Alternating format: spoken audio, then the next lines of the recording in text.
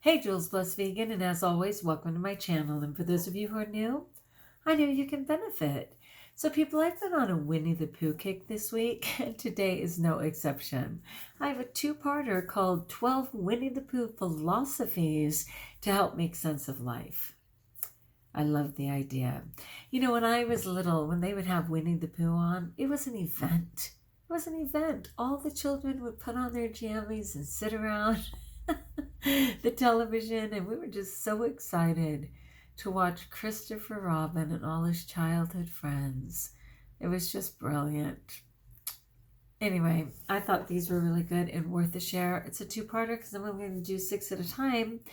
But before I start, I need some prayers. You know, my good friend Tanny Raw, a social media phenom on every health platform, if you can find her, Tanny Raw, she always reminds us that inevitably there is something in our inbox. And because of that and the things we can't see, you know, like people can just put mail in your box without permission, right? You never know what's going to come.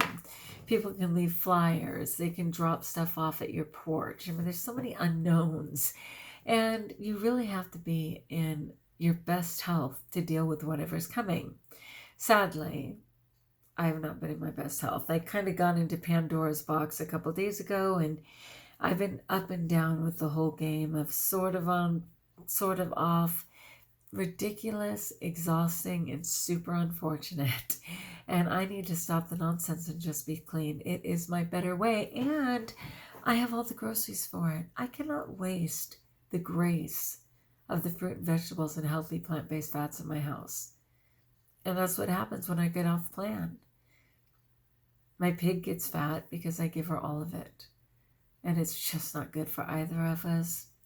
Okay, but that was not what I was going to tell you. What I wanted to tell you regarding the inbox was that my nephew Dean, my precious nephew Dean, and for those of you who have been praying for him, he had OD'd a year ago on February 2nd, which was Super Bowl Sunday. So it's already been, you know, almost a year and a half. And he's progressed in many ways. He was initially in a coma, and then, you know, he started getting his wits about him, and he was able to finally move his hands, and he could respond to things, and then he could actually answer questions, and his memory was coming back. His legs were not working yet, which I thought was by God's design, because if he could have just walked out, inevitably, he would have still practiced his addiction and probably be dead.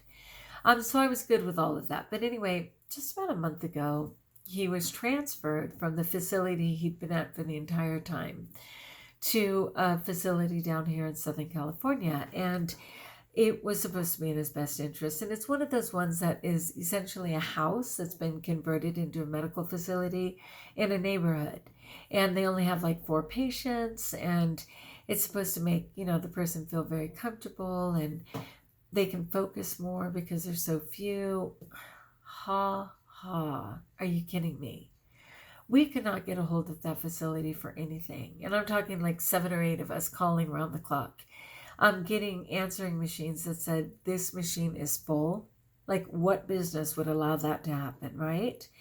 Anyway, it was really bad. And then finally, my nieces and nephews sent a friend unannounced to go to this facility. And when they got there, Dean was sedated. He's supposed to be having totally aggressive physical therapy to get him back walking and functioning. They had him sedated and so dehydrated his lips were cracked. That's just abuse. Am I confused? That is just abuse. For all that he survived, is he going to die in a stupid little house in a neighborhood that's supposedly a healthcare facility? I was losing my mind. Like, seriously, I told them to just do a wellness check and have the sheriff show up. It's insane. And of course, my loving husband, Dale, is so good that he's going to go tomorrow morning. He is a nurse, and he's going to go tomorrow morning and see what the situation is. But I need prayers for that, if you will. I'm just devastated. I know God is bigger, but money and greed, to literally keep him just sedated and unbathed so that they can just get paid and not have to actually improve his life in any way, they're going to have to answer to God. If not in this lifetime, they will answer to God for that. I'm so sorry. Anyway, that's one of the things that was in my inbox today. There was other things too, but that was the one that knocked me out the most. Okay, so let's get on with Winnie-the-Pooh Philosophies to help make sense of life. I'm all in. I have fond memories of a bare-bottom yellow bear venturing around the forest with his eclectic group of animal friends. His obsession with honey was endearing, and every time he exclaimed, "Oh, bother," it felt all too familiar, a dear friend just up to his own antics again. But as a child, I experienced Winnie the Pooh from a surface level. I consumed the TV show version of the tales that went off the air a mere 6 months before I was born. I collected the gold and black spined books of the Little Golden Book series that chronicled the 100-Acre Wood adventures. I never knew of a more profound meaning that lurked behind the words my mother read aloud to me. I was completely unaware of the ideas that A. Milne tried to convey to his son, the real Christopher Robin, through innocent ventures of misfit animals. But now that I've grown up and I've come across Winnie the Pooh's wisdom applied to the way people make sense of the world today, I am enchanted once again. The words are no longer a fairy tale to me. They're something much deeper. Being in my 20s, a time I have come to accept as my formative years, the words of the 100-Acre Wood clan are much needed and ring true to me more than ever before. So here is my interpretation and application as a young adult still figuring out life of the philosophies of Winnie the Pooh. My favorite was Eeyore. Nobody cares. Nobody likes me. Oh, guy, right? Okay, so number 1. You can't stay in your corner of the forest waiting for others to come to you. You have to go get them sometimes. You can't stay in the corner of your forest waiting for others to come to you. You have to go get them sometimes. You can't wait for things to happen to you. Sometimes you have to go out and make them happen for yourself. When you play it safe and stay in your comfort zone, you won't achieve your dreams. Sometimes it's easier to sit back and wait for things to come to you. Blame others for how life plays out, make excuses as to why you need to keep in your safety bubble. But the most rewarding parts of life lie in the fray. They're in the unknown and require bravery and effort. Sure, it's scary, but the best does not come easily. Number 2, some people care too much. I think it's called love. What a beautiful way to think about love, or is it pessimistic? Coming from Pooh Bear, I'd say it's a mixture. Caring for someone genuinely is the essence of Pooh's being, but at the same time, I think he realizes when someone's care can be taken for granted. Some people are willing to give their all to those they care about. Then there are those that receive that care and don't appreciate it.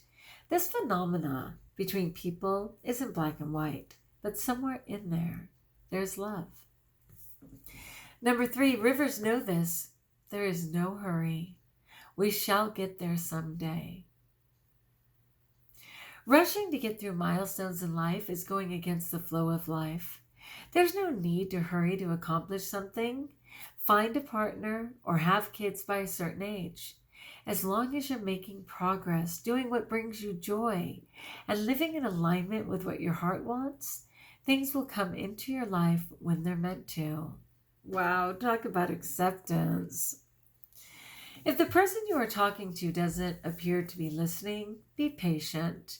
It may simply be that he has a small piece of fluff in his ear. How cute, like a stuffed animal. Okay, I love this quote. I actually first heard it in Tony Hsieh's book, Delivering Happiness. Not everyone is going to understand you right away. Not everyone will see things from your perspective from the get-go. Give people time. You don't know what's going on in their life. Patience is key when it comes to human interaction. Number 5, I don't feel very much like Pooh today, said Pooh. There, there, said Piglet. I'll bring you tea and honey until you do. So precious to help someone feel like themselves. Sometimes you're going to have some off day. Take care of yourself. Have some tea and honey. Don't create unnecessary pressure for merely being human. You're allowed days when you just need to rest and pick things up again tomorrow. I love that. All right. Well, said Pooh, what I like best. And then he had to stop and think. Because although eating honey was a very good thing to do, there was a moment just before you began to eat it, which was better than when you were. But he didn't know what it was called. What do you think? Let's read that again. Well, said Pooh, what I like best. And then he had to stop and think, because although eating honey was a very good thing to do, there was a moment just before you began to eat it, which was better than when you were. But he didn't know what it was called. I think it's called anticipation, right? You're anticipating how amazing that's going to taste. The reality may not match up, but I'm pretty sure it's to anticipate the fabulousness. All right. 1 second. Have you ever considered how good it feels to plan a trip?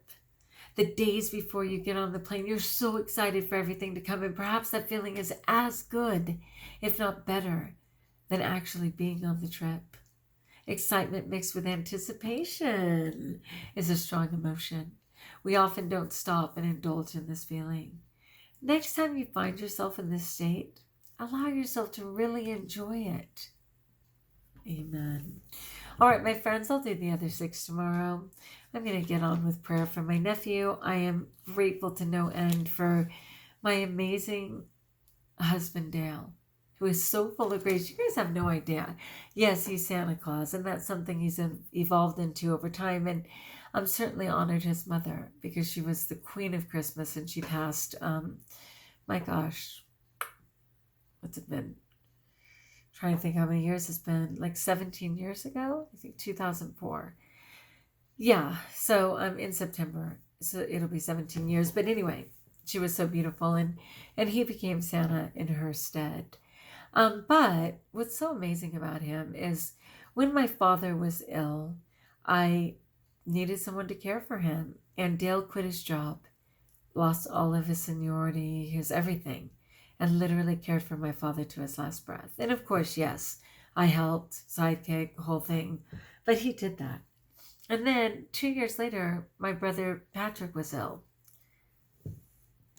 and Dale quit his job again and cared for Patrick to his last breath. And about 8 years later, a precious friend, not even a family member, a precious friend of mine was ill. And we went to Boston and got her and brought her back. And Dale cared for her again. You know, I mean, and I get it. Yes, he's caring for those people, but what he's really doing is showing me how much he loves me and caring for people who are important to me. And him taking tomorrow to go check on my nephew, please, how blessed am I? So blessed. All right, my friends, like if you like, join us if you haven't, subscribe. Let me know in the comments below how I may support you. And until we talk again, best of all, we're here, we're doing it, we're showing up, and therefore, we're blessed.